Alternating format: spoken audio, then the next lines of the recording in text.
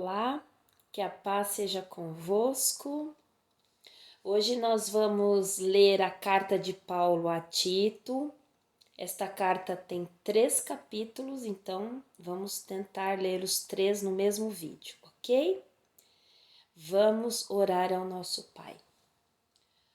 Pai, muito obrigada, gratidão por tudo que o Senhor tem feito por nós, as muitas maravilhas, Senhor, que o Senhor tem realizado no nosso meio, as transformações, o crescimento, Pai, a sabedoria que o Senhor tem derramado sobre nós.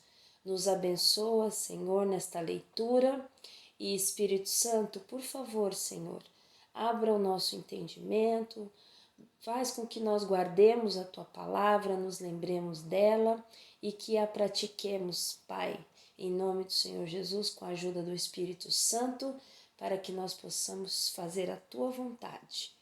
Obrigada, Senhor, por cada um que continua nessa jornada. Eu estou imensamente feliz, Senhor, porque o Senhor tem nos feito entender muitas coisas, Senhor. Muito obrigada por cada vida, é o que eu te agradeço, em nome do Senhor Jesus Cristo. Muito obrigada, Senhor. Amém. Amém?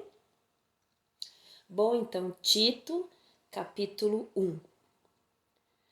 Paulo, servo de Deus e apóstolo de Jesus Cristo, segundo a fé dos eleitos de Deus e o conhecimento da verdade, que é segundo a piedade, em esperança da vida eterna, a qual Deus, que não pode mentir, prometeu antes do começo do mundo, mas a seu tempo manifestou a sua palavra pela pregação que me foi confiada, segundo o mandamento de Deus, nosso Salvador. A Tito, meu próprio filho, segundo a fé comum, graça, misericórdia e paz da parte de Deus, o Pai, e da do Senhor Jesus Cristo, nosso Salvador. Por esta causa te deixei em Creta, para que pusesses em ordem as coisas que ainda restam e estabelecesses anciãos em cada cidade, como já te mandei. Aquele que for irrepreensível, marido de uma só esposa, tendo filhos crentes, não acusados de libertinagem ou rebeldia. Porque o bispo deve ser irrepreensível, como administrador de Deus, não soberbo, nem iracundo, nem dado ao vinho, nem espancador, nem cobiçoso de lucro desonesto, mas amante da hospitalidade, amante dos bons, sóbrio, justo, santo, temperante, retendo firme a fiel palavra que lhe foi ensinada, para que seja capaz, pela sã doutrina, tanto de admoestar como de convencer os contradizentes.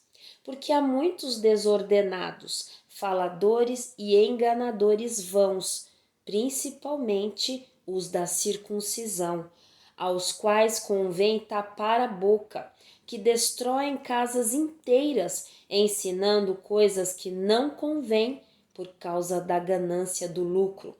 Um deles, seu próprio profeta, disse: os cretenses são sempre mentirosos, bestas ruins, ventres preguiçosos. Este testemunho é verdadeiro, portanto, repreende-os severamente, para que sejam sãos na fé, não dando ouvido às fábulas judaicas, nem aos mandamentos de homens que se desviam da verdade. Para os puros, todas as coisas são puras, mas para os contaminados e infiéis, nada é puro. Antes, até sua mente e consciência estão contaminadas. Eles professam que conhecem a Deus, mas com as obras o negam, sendo abomináveis e desobedientes e reprovados para toda boa obra. Carta de Paulo a Tito, capítulo 2. Tu, porém, falas coisas que convêm à sã doutrina. os velhos que sejam sóbrios, graves, prudentes, sãos na fé, na caridade e na paciência.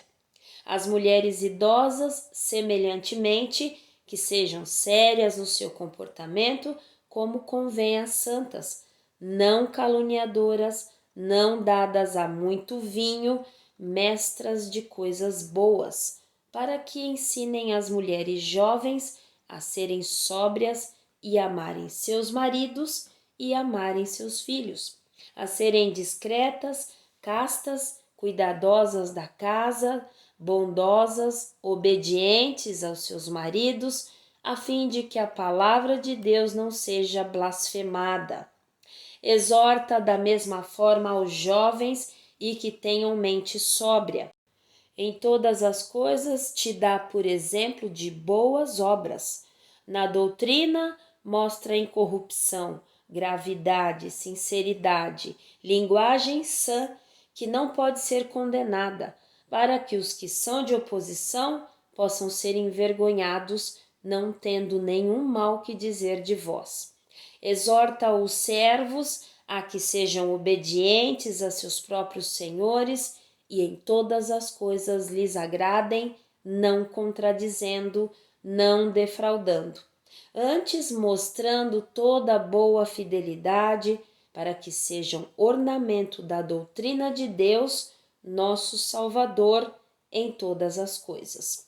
Porque a graça de Deus, que trouxe salvação, manifestou-se a todos os homens, ensinando-nos que, renunciando à impiedade e às concupiscências mundanas, vivamos de maneira sóbria, justa e piamente neste mundo presente, aguardando a abençoada esperança e o aparecimento glorioso do grande Deus e nosso Salvador, Jesus Cristo, o qual se deu a si mesmo por nós para nos remir de toda iniquidade e purificar para si um povo peculiar, zeloso de boas obras.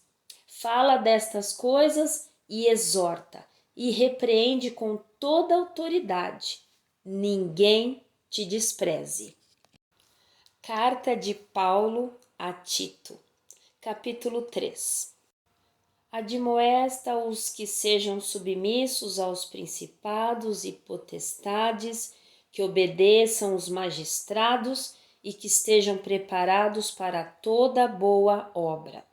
Que de ninguém falem mal, nem sejam contenciosos, mas bondosos, mostrando toda mansidão para com todos os homens.